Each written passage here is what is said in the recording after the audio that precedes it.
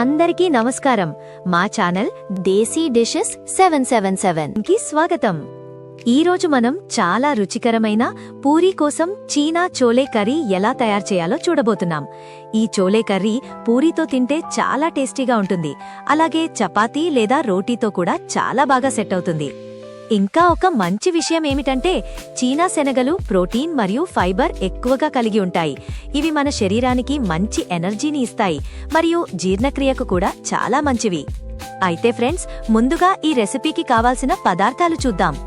పావు కేజీ చీనా శనగలు నానబెట్టినవి, ఒక medium size onion, 3 green chillies, కొంచెం కొత్తిమీర, 1 టేబుల్ స్పూన్ జీలకర్ర, 2 చిన్న టమాటాలు, కరివేపాకు 1 రెబ్బ, 2 టేబుల్ స్పూన్లు కారం, చిన్న స్పూన్ పసుపు, 1 టేబుల్ స్పూన్ ధనియాల పొడి, 1 టేబుల్ స్పూన్ అల్లం వెల్లుల్లి పేస్ట్, 1 కప్ పెరుగు, హాఫ్ నిమ్మకాయ, half table spoon garam masala, 2 table స్పూన్లు కొబ్బరి పొడి, సాల్ట్ తగినంత, 1 చిన్న కప్ నీరు.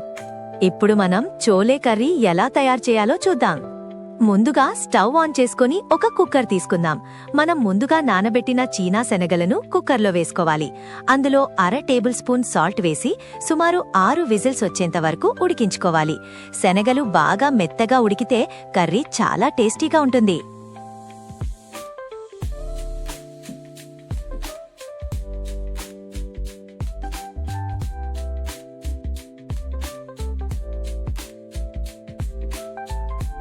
ఇప్పుడు ఉడికిన శనగల్లో నుంచి సగం శనగలు పక్కకు తీసుకోవాలి.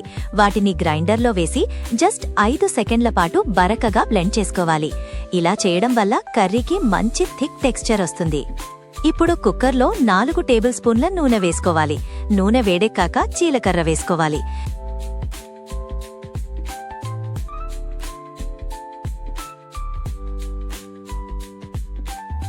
జీలకర్ర వేగిన తర్వాత ఆనియన్స్, గ్రీన్ చిల్లీస్ మరియు చిటికెడు సాల్ట్ వేసి పచ్చివాసన పోయేంత వరకు ఫ్రై చేసుకోవాలి.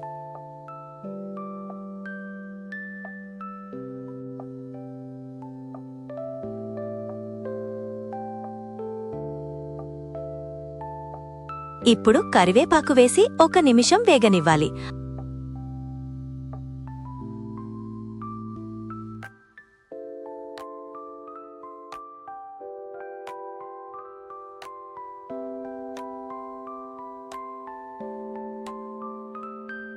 తర్వాత అల్లం వెల్లుల్లి పేస్ట్ వేసి పచ్చివాసన పోయేంత వరకు వేయించుకోవాలి.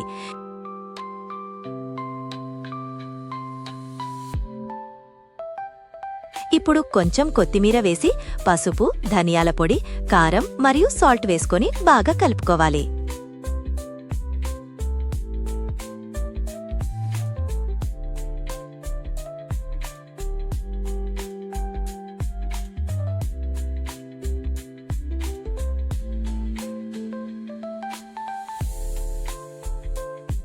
ఇప్పుడు టమాటాలు వేసి 2 టేబుల్ స్పూన్ల కొబ్బరి పొడి వేసి బాగా కలపాలి.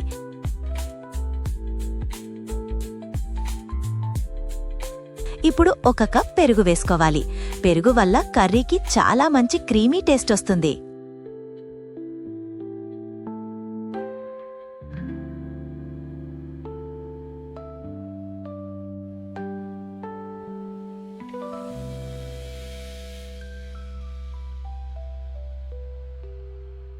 ఇప్పుడు మనం ఉడికించిన శనగలు మరియు గ్రైండ్ చేసిన శనగలు వేసి బాగా కలుపుకోవాలి. ఇలా సుమారు 6 నిమిషాల పాటు ఉడికించుకోవాలి. ఇప్పుడు సాల్ట్ సరిపోతుందో లేదో ఒక్కసారి చెక్ చేసుకోవచ్చు.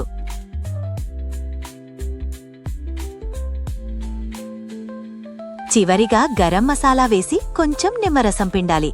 కొత్తిమీర కూడా వేసి బాగా కలిపితే మన రుచికరమైన చీనా చోలే కర్రీ రెడీ.